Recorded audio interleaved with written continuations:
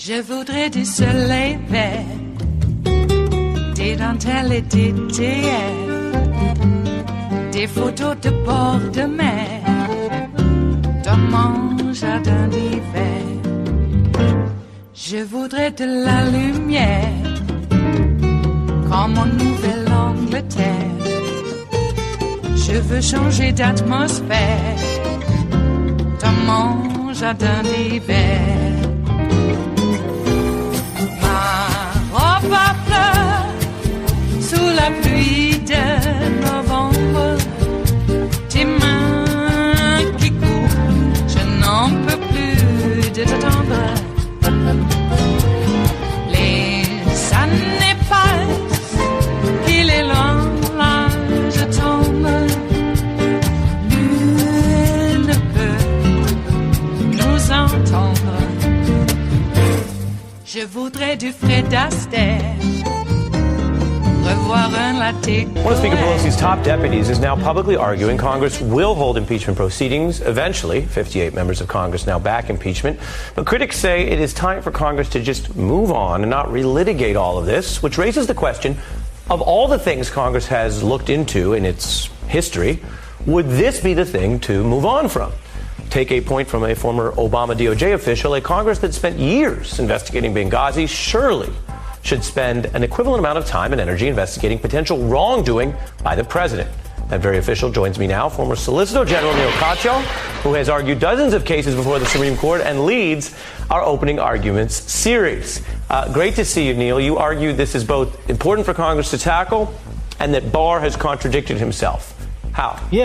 Yeah, so as I started to think about what happened last week, those two press moments, one with Robert Mueller and having a press conference, the other, William Barr talking to CBS News, I started to realize I think actually those two conferences are going to set the tone for the next year and determine what happens. And Mueller went on the cameras and said, basically, look, I couldn't indict a sitting president. I was bound by DOJ opinions. And therefore, I also couldn't label Trump a criminal, that it'd be unfair to label someone a criminal and not give him the legal process to clear his name. So that's Mueller. Then Barr the next day tells CBS News, oh, no, actually, Mueller could have labeled Trump a criminal. There was nothing prohibiting from doing that. And I started to think about that and thought, I was covering with Brian Williams for your network the confirmation hearings at Barr, and I thought, I don't think that's what Barr said at his confirmation hearings. And so I think you've got a clip about that, so let's hear the clip. I personally felt he could have reached a decision. The opinion says you cannot indict a president while he's in office, but he could have reached a decision as to whether it was criminal activity. But he had his reasons for not doing it, which he explained. If you're not going to indict someone, then you don't stand up there and unload negative information about the person. That's not the way the Department of Justice does business. Walk us through it. Yeah, so, I was looking through all the confirmation hearing testimony, and I saw that, and I thought, boy, that is just a flat contradiction. Barr 3 months ago to get his job saying one thing and now saying something absolutely different. It's an attorney general. And remember, the attorney general is our highest legal officer in the land, the person who's supposed to evince, just the utmost respect for law in principle. And you have an attorney general who's literally careening from position to position, whatever suits him on a given day in order to clear his boss, the president. And I think, Ari, this has real implications because Mueller is saying, I can't answer the question of whether the president obstructed justice. I'm not allowed to give you an answer. Barr then grabs it and says, oh, no, I'll give you an answer. The president did nothing wrong. But Barr's answer is not worth the paper it's printed on. This is a cheater's answer. This isn't a real answer. And there's now only one, at least federal entity, that can give us a real answer, and that's Congress. And that's why your setup to this whole piece was Congress and impeachment. And I think there isn't any doubt now that there has to be an official inquiry into what the president did. Well, you lay it out so clearly, and I'm so glad you brought those receipts, because one of the things that Barr does is he misleads in very careful, complex ways. So it actually takes, if I may, a Neil Katyal level amount of research to go, oh, wait, right, that doesn't actually square. In the service of being clear, I want to quote a very much a non-lawyer who put the question so crisply in the New York Times, which is Maureen Dowd, who folks remember has written about many Washington issues, and she says it very straightforward. She says, look, Mueller's argument is he can't report on what his facts mean because the president has immunity from prosecution, but that doesn't follow. If you believe Trump committed a crime, even if you can't indict him now, why not say so? Neil? So look, I think that if Barr didn't say what he said at his confirmation hearings, you could imagine Mueller in March taking a very different view and answering the question of whether the president obstructed justice. But remember, Mueller's ultimate boss, his supervisor, is William Barr. And he was following what Barr told him to do at his confirmation hearings, which is don't go and attack someone and tear their reputation down if you don't give them legal process. And that brings to the other thing I wanted to ask you about in the rules that you wrote, which have this trigger for serious disagreements go to the Congress. And the good news for the Trump Justice Department, Barr and his predecessors, was under the rules you wrote, there was nothing at that level of disagreement. And yet it does seem now that we take it all together, there have been other sub rosa, smaller, more implicit disagreements. It didn't rise to that level. It seems to me right now you're gesturing at one, which may be that Barr sort of pushed Mueller in a certain direction and he took the order. Well, it's possible. I mean, it seems like actually Barr was playing a little bit of what I think could be termed a bait and switch. I mean, he's meeting with Mueller in early March. Mueller tells him, hey, I'm not going to reach a decision. And presumably Mueller thought so because that's exactly what you told me to do at your confirmation hearing. And then right, the quote, later, just to be clear, he says, we don't unload on people. Exactly. Mueller comes back and says in plain English, so I'm not going to unload on him with, not indicting him and then unload. And then go ahead. And then Mueller does exactly that. He turns in his report without unloading on Trump. And then Barr goes and says, oh, well, now I get to clear the president. And how come Mueller didn't do this, and acts all surprised and so on, when that's, of course, exactly the path that he laid down at his confirmation hearings. And again, it's just so troubling, Ari, that this is the Attorney General of the United States. Right. I mean, this isn't a 5 or 10-year-old kid who, lies on Monday in order to make Tuesday better or something like that. These are really fundamental, serious issues. And what this demonstrates is that anyone out there who thinks that Barr cleared Trump has to rethink that position, because this is a man who literally right now is doing things and saying things just for the service of clearing the president. I mean, he's betraying the own principles that he himself laid out at his confirmation hearing. It is Tuesday, the 4th of June of 2019, and you are in West Coast Cookbook and Speakeasy. I am your chef de cuisine, Justice Putnam, and our daily special is Tarrytown Chowder Tuesdays. That's right, folks. What a way to break your fast of Ramadan and start your celebration of Eid al-Fitr. Yes, it is that time. You can actually, eat all day to your heart's content. Please do. All right. But take it easy. When one fasts, you don't want to load up all at once. You got to kind of work into it. Pace yourself. Oh, boy. Trump is over there in Great Britain.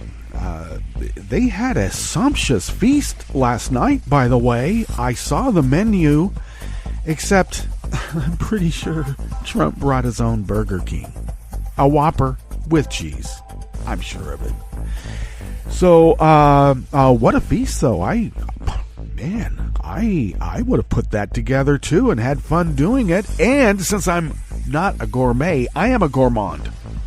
I would also relish in enjoying it. Yes, I know that's sort of a redundancy there, but we do that here in the salon aspect of West Coast Cookbook and Speakeasy, because the French 77s could be flowing. They are mixed and ready, and it's not even Fridays because we're going to need it. Hey, also, I understand that body shaming Trump is body shaming a lot of people. It's not just Trump, and we shouldn't be doing that. But I will say this. Trump is no clothes horse. He is no clothes horse. He actually looks like a horse in clothes, and that's not to body shame him. The guy just doesn't know how to dress. In fact, a horse dresses better than Trump knows how to. You think with all his money, he could find a tailor, a clothier, who could take Trump's criticisms and his impatience and say, you don't look good. I guess you can't say that to Trump. You always have to say he looks good. And then he goes, okay, I look good. That's enough. When he was rocking that Steve Bannon sweetback hairstyle the other day, looked a little dirty like Icky Rourke. It was because he had been golfing and he had his golf hat on. He went to a prayer meeting where evangelicals prayed for him, and he came in wearing golf shoes. Spikes in church.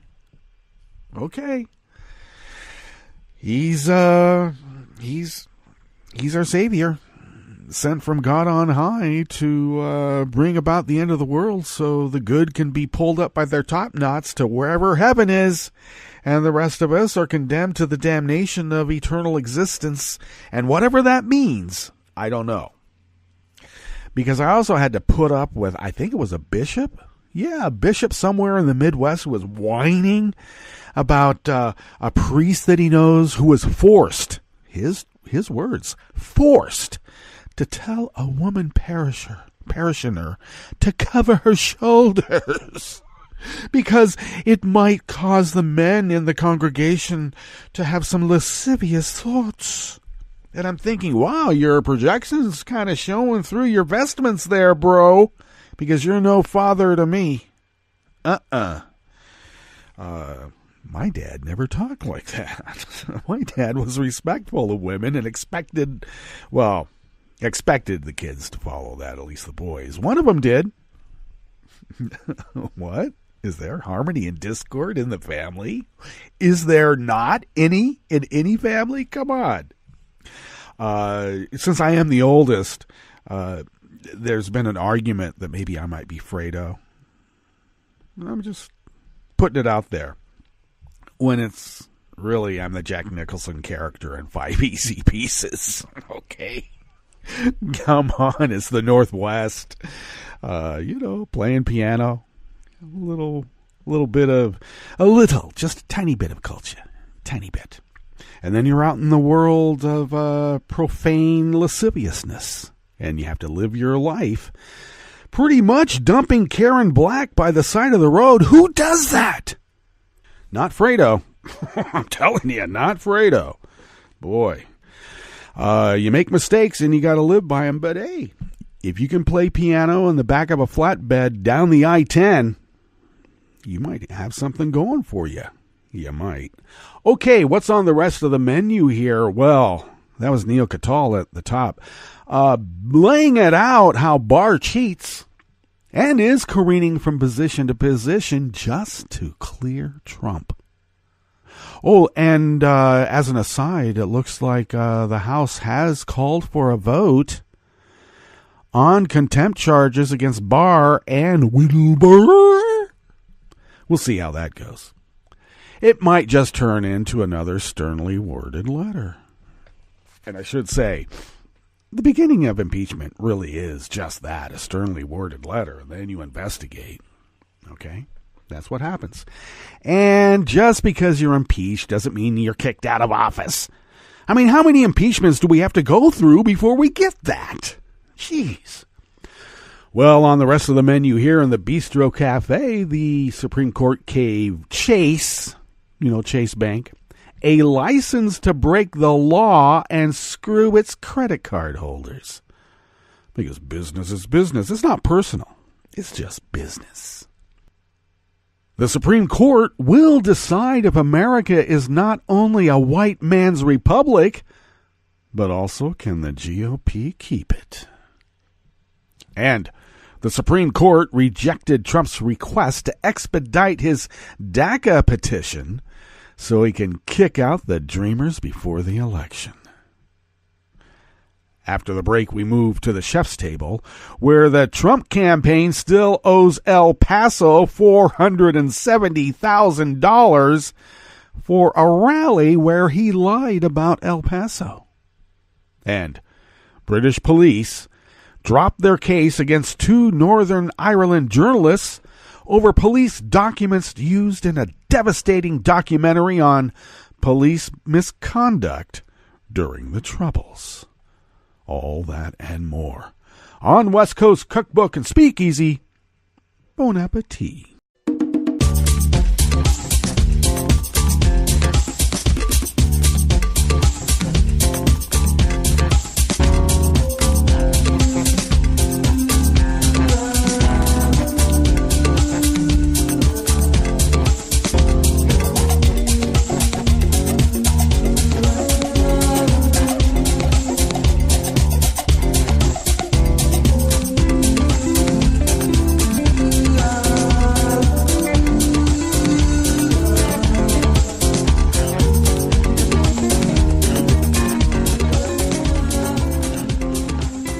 Bottom of our homepage at netrootsradio.com. To the rightish of the page is the chat room link. You can find it there. It's right there.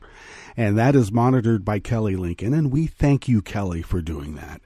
To the leftish of the page, from the chat room link at the bottom of our homepage at netrootsradio.com, is the link for our Patreon site. And if you could become a recurring Patreon of Netroots Radio, that recurring contribution goes a long way to helping us pay our bills and also now to accumulate funds in which to buy or purchase, is the more appropriate term, newish machinery to take over the workhorses that have been working so hard for all this time. You know, we're 8 years of continuous broadcasting, and this current machinery has been going for over the last 4. So the first set of machines that we had wore out, and actually they wore out for broadcasting, and we continued using them until they stopped working. But we have some machines now that need to be replaced, and you, even though the majority of our funds come out of our pockets, you are really our largest and biggest contributor, and we thank you for that. Your generosity keeps this powerhouse of resistance resisting as the founders originally intended all those many years ago. Yes, way back. If you would like to follow Netroots Radio on Twitter, do so at Netroots Radio. Tom takes care of that, and thank you, Tom. I take care of at Justice Putnam, and I also post the show notes and links diary on Daily Co's about 10 minutes before showtime. The links are very important. Go and read the whole article. Don't take my word for it, because I'm like riffing on the thing. I'm not changing the story necessarily, but you'll get a more comprehensive reading of the actual news if you go to those links. Okay, this is a salon. We're just kicking it around. All right. And I also post those show notes and links diaries on social media all over the place. So look for it there as well.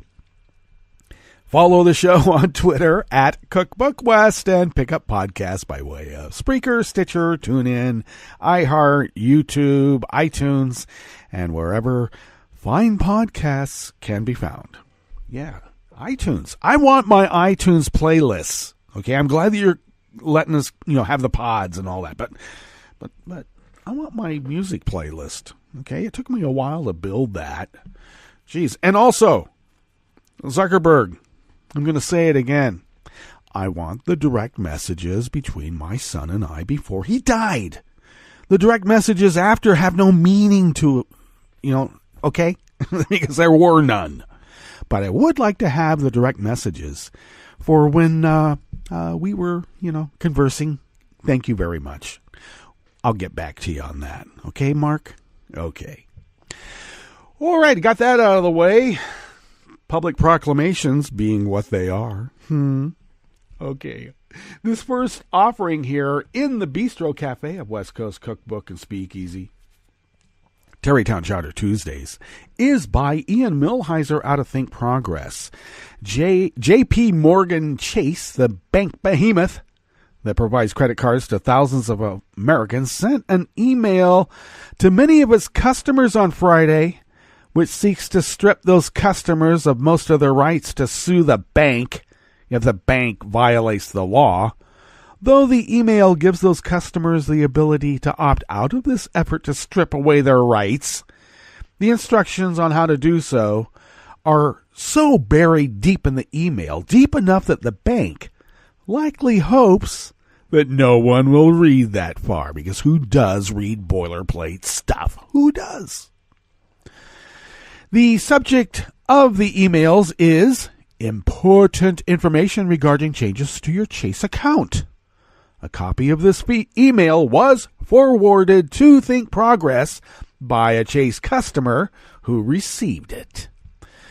The relevant portions of the email concern forced arbitration, an abusive practice largely invented by conservatives on the Supreme Court, because while they're being active as judges, they can say liberals are being active as judges. Look at all the rights they conferred upon the mud people. We don't want the mud people running our country. I mean, this is a white country. Come on.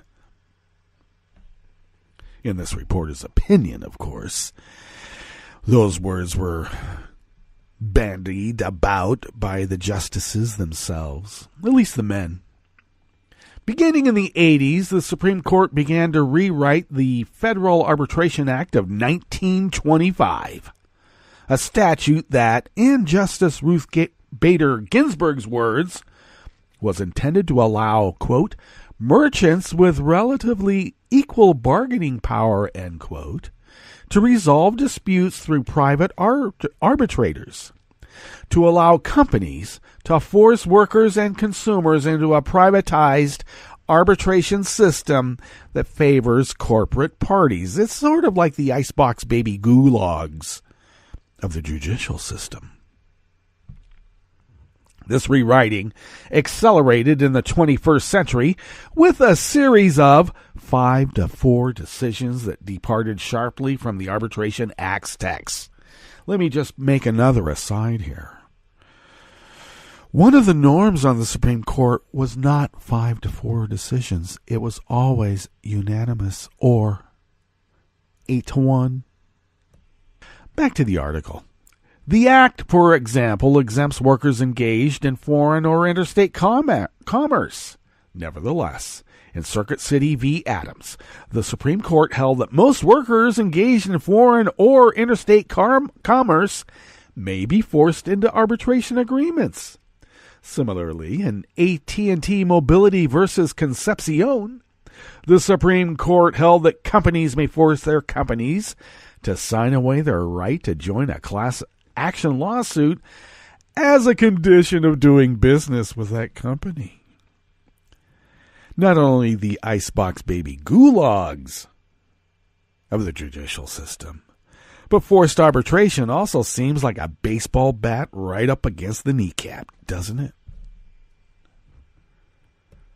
As a paper by the Economic Policy Institute's Ross Eisenbray explains, individual workers forced into arbitration are less likely to prevail before an arbitrator than they were before a real judge. And when they do prevail, they typically receive far less money, and that is exactly why the Federalist Society and the rest of the right-wing behemoth has pushed these forced arbitration laws onto the books and into every aspect of our lives. I expect prenuptial agreements to have a forced arbitration agreement somewhere in there. I don't know. It is patriarchal, isn't it not? Now, the Chase email contains both a forced arbitration provision and a ban on class actions. It provides that all disputes between you and Chase must be resolved by binding arbitration, etc., etc., etc., etc. We know what that says.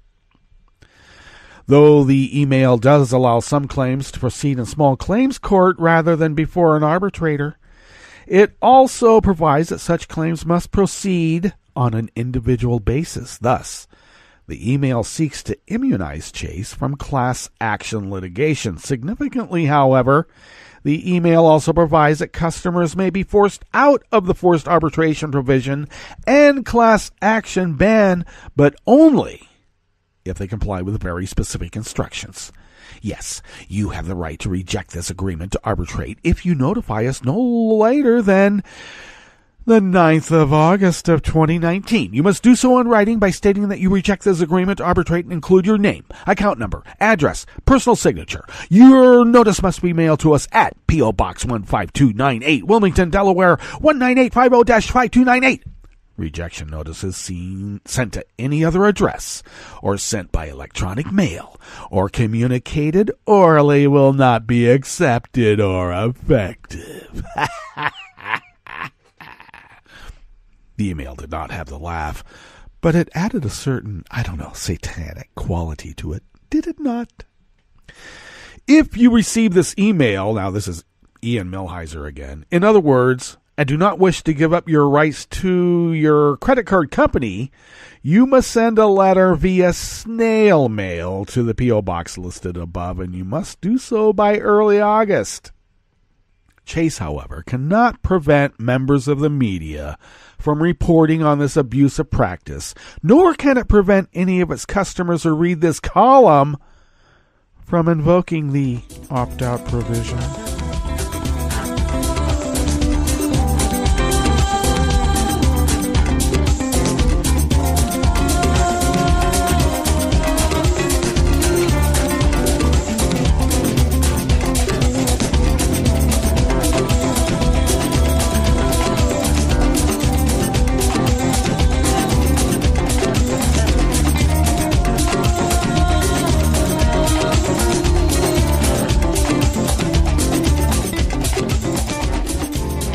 If one didn't know better, you would almost presume that there's a Supreme Court theme here in the Bistro Cafe of West Coast Cookbook and Speakeasy, Tarrytown Chowder Tuesdays, and I would tell you that you are absolutely correct. This next offering here is by Ruth Conniff out of Common Dreams. The Republican Party and right-wing groups have worked for years to solidify their hold on power at every level of government, by cheating young people, minorities, and other likely Democratic voters out of their right to have their votes count. Very soon, the U.S. Supreme Court will decide on 2 cases that will determine whether the cheating can go on, or whether the government will enforce a more level playing field in the 2020 elections and beyond. Well, I don't know. Sounds to me like the Supreme Court is deciding on this white man's republic and whether the GOP can keep it.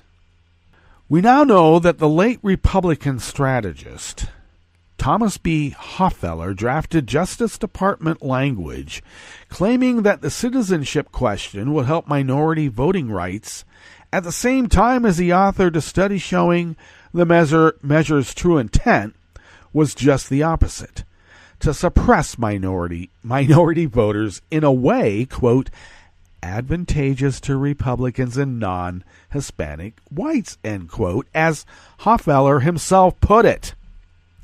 Now, this citizenship question is one of the cases before the Supreme Court, and that will allow Republicans to draft even more extreme gerrymandered maps to stymie Democrats. That's also in Hoffeller's words.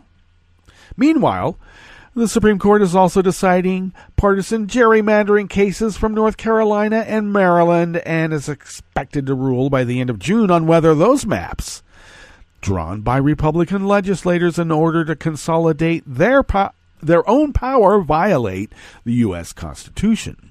While it is making up its mind on North Carolina and those Maryland cases, the court recently put on hold lower court orders to redraw gerrymandered maps in Ohio and Michigan, suspending the rulings of federal judges in those 2 states who had ordered Republican legislators to redraw egregiously unfair maps. In Ohio, Republicans won 3/4 of the state congressional seats, even though voters statewide were split evenly between the 2 major parties. Other states, including Wisconsin, are also awaiting the Supreme Court's upcoming gerrymandered decisions as citizens hold their breath to see what will become of their own gerrymandered maps and the inflated Republican majorities they keep in power.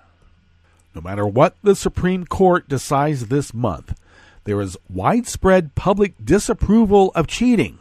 In the long run, that will catch up to politicians who try to rig the system to stay on top.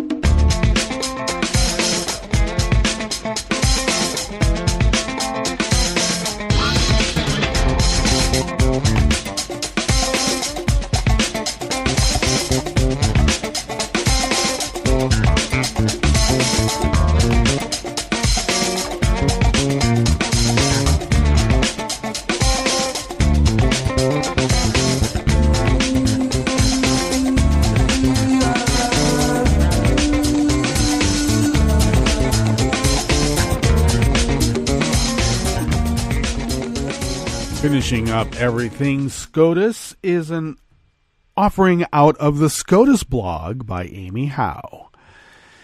Late last year, the federal government asked the Supreme Court to wade into a dispute over the Trump administration's 2017 decision in September of that year to end the program known as Deferred Action for Childhood Arrivals, affectionately known as DACA.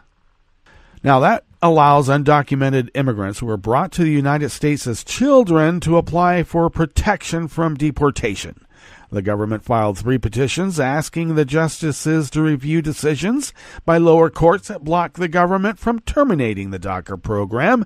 In each petition, U.S. Solicitor General Noel Francisco asked the Supreme Court to consider 2 related questions: whether the Trump administration's decision to end the DACA program is something that courts can review at all, or whether it is instead the kind of decision left to administrative agencies, and whether, even if courts can review the decision to end DACA, that decision violated federal laws governing administrative actions. Francisco had urged the Supreme Court to take up the DACA cases quickly so that they could be resolved during the current term, and the justices considered the petitions at 2 conferences in mid-January. But the justices did not act on the cases at that time. Instead, they apparently put them on hold without relisting them for a vote at any conferences since then. On May 24th, the government filed a 4th DACA petition presenting the same questions that it hopes will finally spur the justices to act. This time, the government is asking the justices to review a ruling by the U.S. Court of Appeals for the Fourth Circuit, which concluded earlier this month that the Trump administration's decision to end the DACA program was unlawful, emphasizing that the Fourth Circuit's decision is wrong, and arguing that the government is being required to keep in place a policy that both DHS and AG William Barr have concluded is unlawful, that sanctions the ongoing violation of federal law by more than 500,000 people. The government asked the justices to grant the new petition along with the 3 that are already pending before the Supreme Court summer recess, and hear the cases together when the new term begins next fall, just in time for the election coming up. The government filed a separate motion to expedite consideration of the petition. The government suggested that Casa de Maryland, the immigration advocacy group that is leading the challenge to the decision to end DACA in the Maryland case, and other challengers should be required to file their response to the government's petition by June 4th, today, which would allow the justices to consider the petition at their conference on June 20th. Casa de Maryland opposed the government's motion, telling the justices that the government had not identified any circumstances that would justify granting its request for an extraordinary departure from this court's normal procedures. Instead, the group suggested the government's motion to expedite was little more than a vehicle to convey to the court that the government considers the timing of its DACA petitions to be critical, And yesterday afternoon, that was on Monday, the justices denied the motion to expedite the consideration of the government's most recent petition. The ruling means that Casa de Maryland's response to the petition will not be due until June 4th. Too late for the justices to consider that petition before their summer recess. Just a tiny little bit of good news, eh? All right, let's get to our break, and when we come back from that break, we're going to go through weather from around the world, and we're going to go through the stories that we have curated for you today. You are listening to West Coast Cookbook and Speakeasy, and we will be right back. You are listening to netrootsradio.com. Please hang up and try again.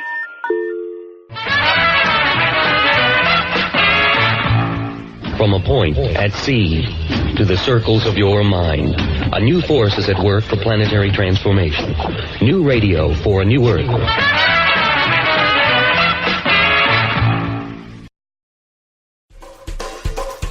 This is Scientific American's 60-Second Science. I'm Steve Mirsky. Murray Gell-Mann was one of the great physicists of the 20th century. Historian of physics Graham Farmiloe. Nobel laureate Gell-Mann died May 24th. He was 89. I spoke with Farmiloe May 30th at Princeton's Institute for Advanced Study, the morning after a symposium related to his latest book, The Universe Speaks in Numbers, How Modern Math Reveals Nature's Deepest Secrets.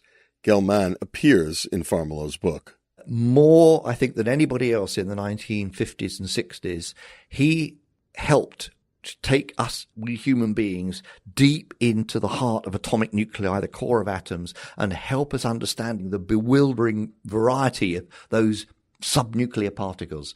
It looked like a complete mess, but with Gell-Mann's physical intuition, his mathematics, his sure-footedness, he enabled us to organize our understanding of those particles. And it was that led him and another colleague, George Zweig, to identify the quark, which is a particle that is a constituent of these strongly interacting particles, like the proton and neutron.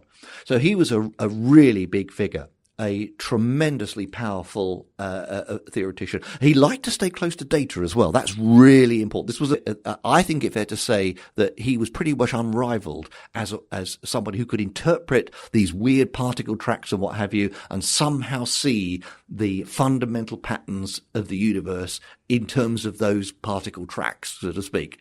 Gell-Mann was admired by everyone, feared by some people because of his lacerating wit, his poisonous put downs and what have you. But there was no doubt, there was absolutely no doubting his intellectual quality. Gell-Mann will be remembered as one of the great theoreticians of the 20th century. For Scientific American's 60-Second Science, I'm Steve Mirsky. This program is presented by the Centers for Disease Control and Prevention.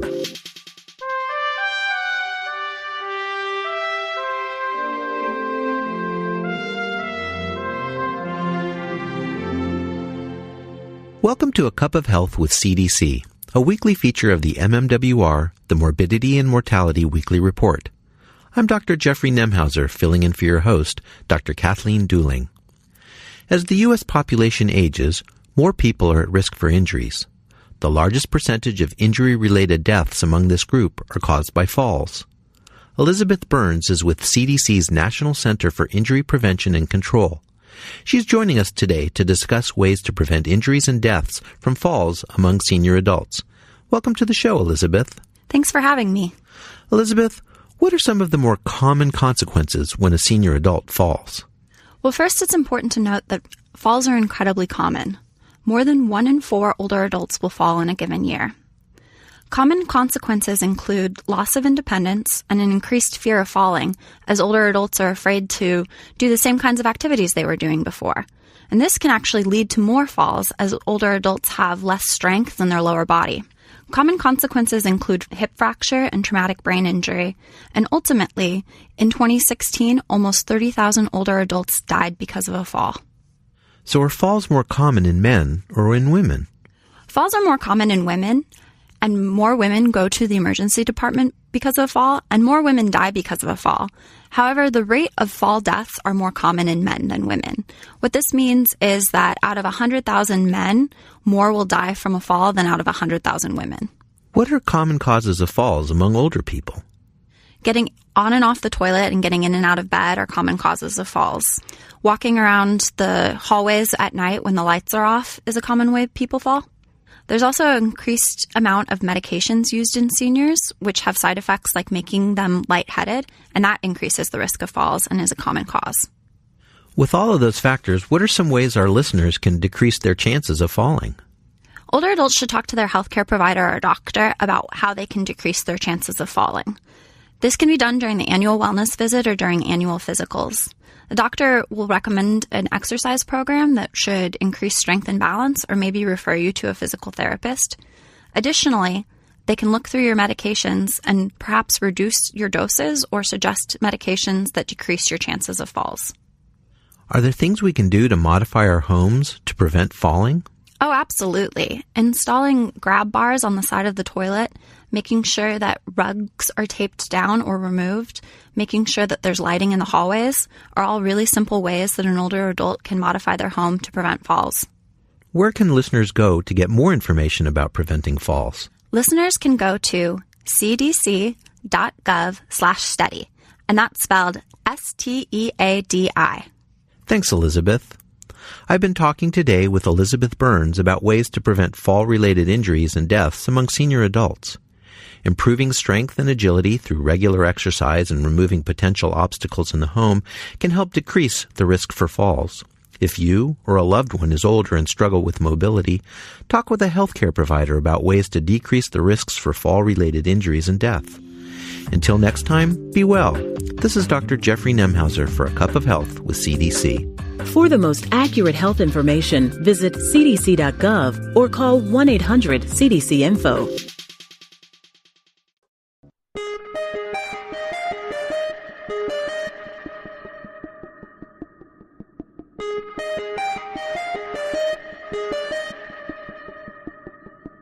Hi, it's Tom. Could we humbly suggest your donation to netrootsradio.com? All we've got to run this 24-hour powerhouse of progressive resistance radio is what comes out of our own wallets. And you are our biggest donor. And it doesn't take much, $3, $5. Just go to the bottom of our netrootsradio.com page and hit our secure donate button. Heck, you can even make a recurring contribution.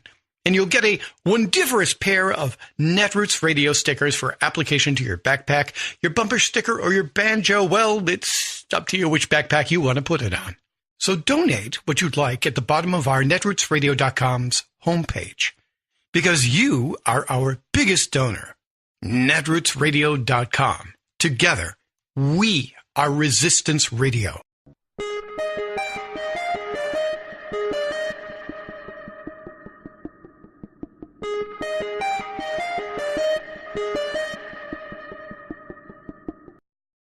I'm Rick Smith, and this is Labor History in 2.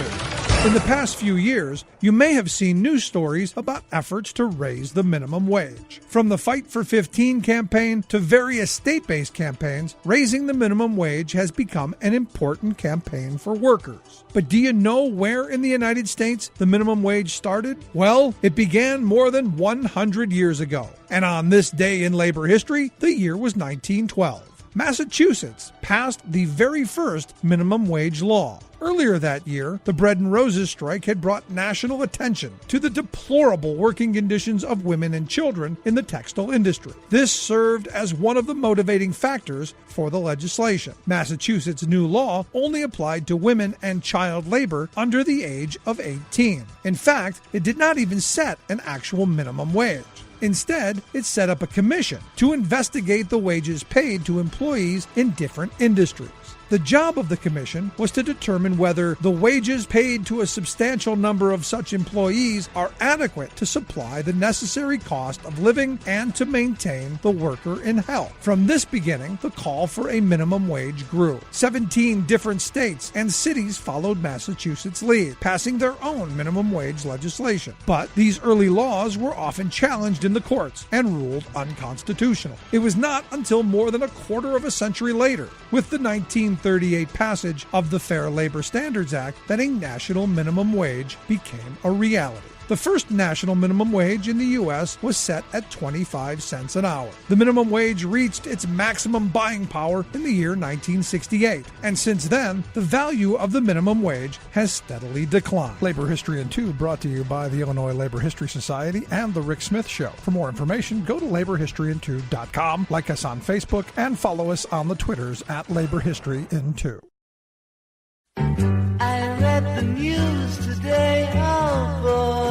It's time for Nicole Sandler's What's News from NicoleSandler.com and the Progressive Voices Network. Donald Trump is continuing his 3-day state visit to the UK on Tuesday. The giant orange balloon, shaped like Trump wearing a diaper, which the president complained made him feel unwelcome during a trip there last year, has once again taken flight outside the British Parliament as the second day of the president's state visit gets underway. Trump went nowhere near the balloon last time, but Bloomberg News' Alex Morales reports, despite his claim that he's seen thousands of supporters and virtually no protesters, the president's motorcade drove past the inflatable flying over Parliament Square on Tuesday on his way to visit Prime Minister Theresa May at 10 Downing Street. Thousands of people are expected to take to the streets of London on Tuesday in the biggest organized protests against Trump's visit. Protests will be led by the leader of the opposition Labour Party, Jeremy Corbyn, who said Monday that it will give Brits an opportunity, quote, to stand in solidarity with those he's attacked in America, around the world, and in our own country, including just this morning, Sadiq Khan. Trump called Khan, the mayor of London, a, quote, stone-cold loser in a tweet Monday morning as he landed in London. Of course, Mayor Khan had something to say about Trump in return. We disagree with him surely about his policy to ban Muslims from certain countries. Surely we disagree with his policy to separate children from their parents on the Mexican border. Surely we think it's wrong when he amplifies the tweets from racists in this country. And surely we should be saying, listen, you know, you do realise you're a poster boy for the far-right movement around the world, from Hungary to Italy, France to the UK. And also we should be saying, you know what, we think we face a climate emergency. We think you made a mistake walking away from the Paris Climate Change Accord. Will you think about coming back? Can we persuade you to come back? And I could go on. And my point is, Theresa May is so weak as a Prime Minister, and our government is so scared that it wouldn't say boo to a goose. And I think that's wrong. As of this taping, the building crowds have set off on a protest march throughout central London. Crowds are streaming from Trafalgar Square towards the Houses of Parliament, where the Trump baby blimp has been flying. Signs reading "No to Racism, No to Trump" are being waved by several protesters who are chanting, "Donald Trump's not welcome here." Several protesters are also waving EU flags and making clear their opposition to Brexit and Trump, which they see as aligned political forces. But the standout feature of the march this year is a 16-foot robot depiction of Trump sitting on a golden toilet and tweeting, which is being pushed along the route by the protesters. As it moves, the robot repeats slogans including, "I'm a very stable genius," "No collusion," and "You are the fake news." Monday night was the big state banquet with members of the royal family. Twitter went into meltdown mode after photos of the first family in their ridiculous state dinner attire went viral. It is worth looking at. As for the tradition of gift giving, Prime Minister Theresa May presented Trump with a copy of the Atlantic Charter. Now, the gift raised eyebrows as it highlights the shared history of the United States and the United Kingdom as global allies after Trump rejected the idea of globalism. And after no red carpet awaiting Trump at the airport and no crowds lining the streets to welcome him, the Queen gave Trump her gift, an abridged version of Winston Churchill's Second World War in a tacky red and gold binding. Most observers viewed that as a very clever insult. The president's son-in-law, Jared Kushner, is part of Trump's reported 1,000-person entourage accompanying him on the trip. Before he left, Kushner sat for a rare interview with Axios' Jonathan Swan, who actually acted as a journalist asking follow-up questions. Set off at least some alarm bell when you see an email saying that the Russian government wants to help the campaign. Like I said, the email that I got on my iPhone at the time basically said show up at 4. I didn't scroll down. I never would have thought about that. It had Russia in the subject line. Again, I would get about 250 emails a day. And so I literally saw show up at 4. I showed up at 4. Would you call the FBI if it happened again? I don't know. It's hard to do hypotheticals, but the reality is that we were not given anything that was salacious. And then there was this question. Was birtherism racist? Look, I wasn't really involved in that. I know you weren't. Mm-hmm. Was it racist? Like I said, I wasn't involved in that. I know you weren't. Mm-hmm. Was it racist? Look, I know who the president is, and I have not seen anything in him that is racist. So again, I was not involved in that. Did you wish he didn't do that? Like I said, I was not involved in that. That was a long time ago. Planned Parenthood is back in a St. Louis courtroom on Tuesday in a lawsuit that may determine whether Missouri's last abortion clinic can remain open or whether the state will become the first in the country without one. And finally, it's been 30 years since the Tiananmen Square massacre. On June 4th, 1989, hundreds of pro-democracy demonstrators in and around Beijing's Tiananmen Square were killed in a government crackdown. The anniversary will be commemorated around the world, but not in China, where not only is CNN silenced, but all mention of the massacre is censored. And that's just a bit of what's news for now. I'm Nicole Sandler. If you appreciate these reports and the Nicole Sandler Show, I hope you'll consider making a contribution. My work is 100% listener supported, and I can't do it without your help. Find out more at NicoleSandler.com/donate.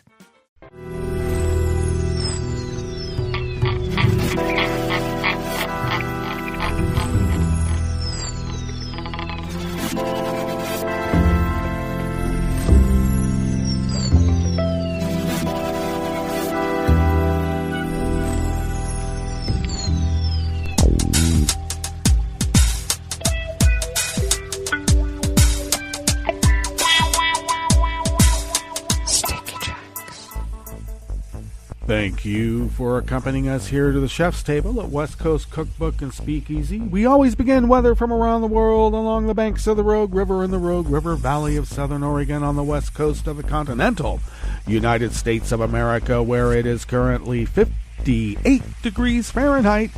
Slated for a high of around 90, sunny conditions all day.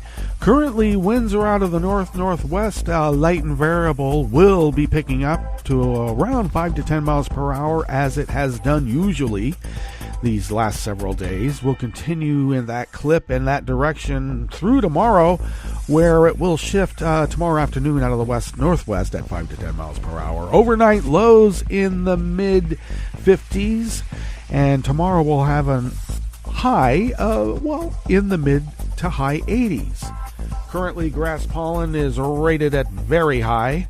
Air quality index is 25 parts per million in the good range, and that daytime UV index is also very high at 9, so take care. Barometric pressure is holding steady at 29.91 inches. Visibility is at 9 miles, and relative humidity currently is at 69%, but will be dropping in the upper 30s in just a few hours.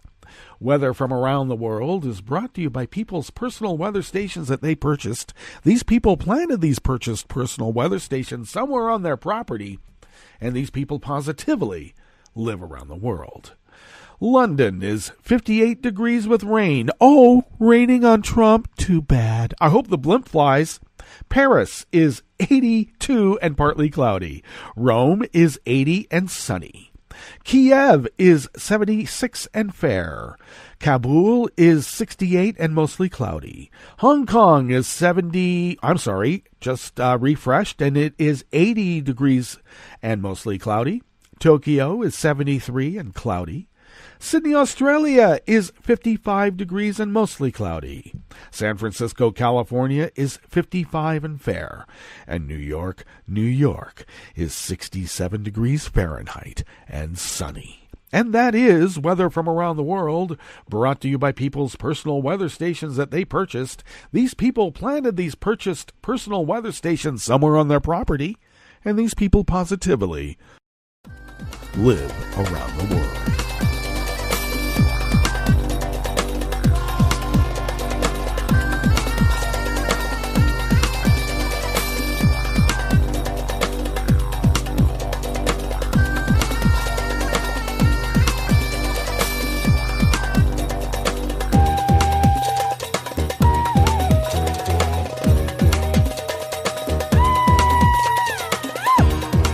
This first amuse-bouche here at the Chef's Table at West Coast Cookbook and Speakeasy is out of Share Blue Media by Dan Desai Martin. The Trump campaign owes the city of El Paso, Texas, more than $470,000 for expenses related to one of Trump's hate-filled MAGA rallies that took place in February, and the campaign has so far refused to pay that debt. The Trump campaign and the Trump organization and Trump himself never pays his arrears. He's always in arrears. The city of El Paso has not seen one penny from the Trump campaign, even though the city sent an invoice stating payment was due by April 26. They sent another notice on the 23rd of May, saying that it was extremely past due and that a substantial penalty could be charged after another 30 days of non-payment. The bulk of what Trump owes is to reimburse the El Paso Police Department, accounting for $380,000 of the $470,000 bill. The rest is for other city services, such as the fire department and health department that helped ensure that Trump could hold his rally. Well, and then he lied about El Paso being a hotbed of criminal activity when actually crime only went up when a border fence was put in and they tore that down, and things had been fine until Trump came along and wanted to deconstruct the administrative state.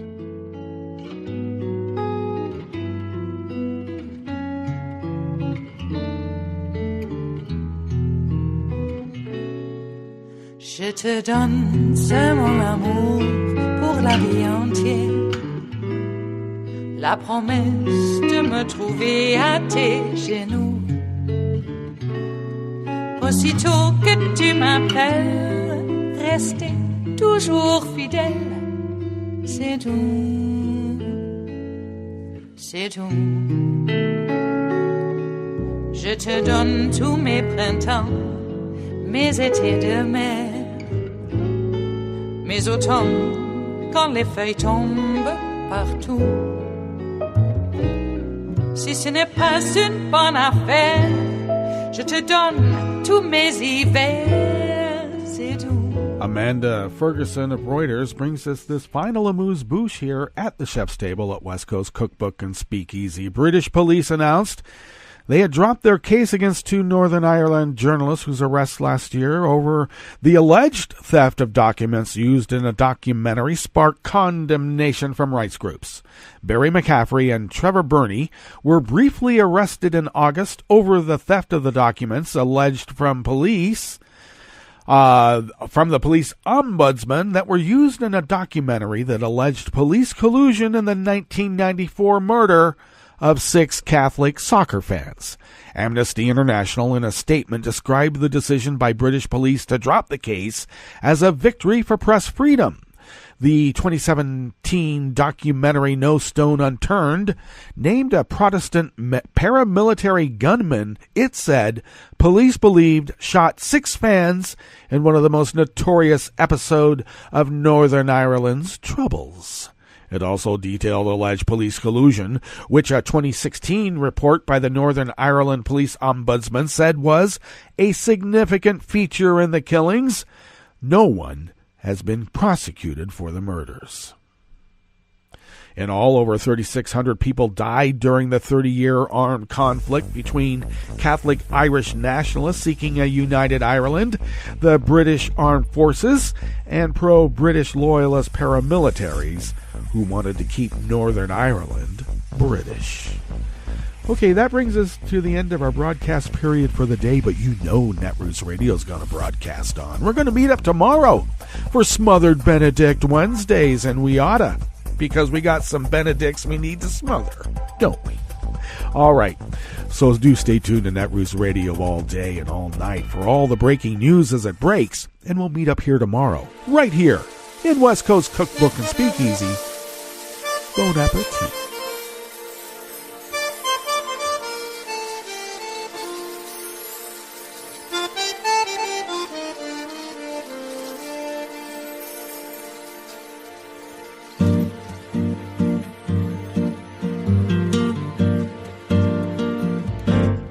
Je voudrais du soleil vert, des dentelles et des théières, des photos de bord de mer, dans mon jardin d'hiver.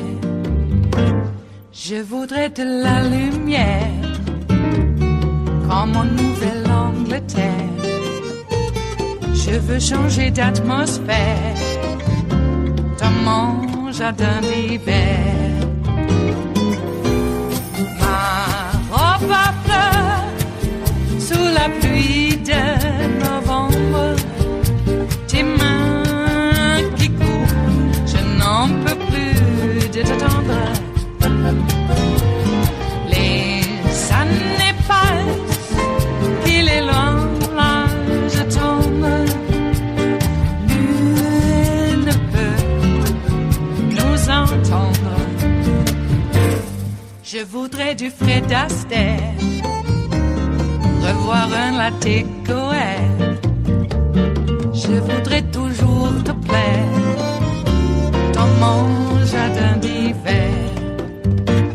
Je veux déjeuner par terre, comme au long de golfe clair, t'embrasser les yeux ouverts dans mon jardin d'hiver.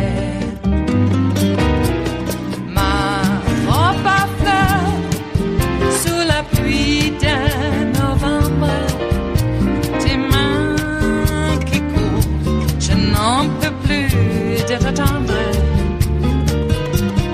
Les années passent, il est loin, là je tombe. Nul ne peut nous entendre. Ba-da-da-dum-di-da-dum. Ba-da-da-dum-di-da-dum. Ba-da-da-dum-di-da-dum. Dans mon jardin d'hiver. Ba-da-da-dum-di-da-dum. Ba-da-da-dum-di-da-dum. Ba-da-da-dum-di-da-dum. Dans mon jardin d'hiver. Dans mon jardin d'hiver. Dans mon jardin d'hiver.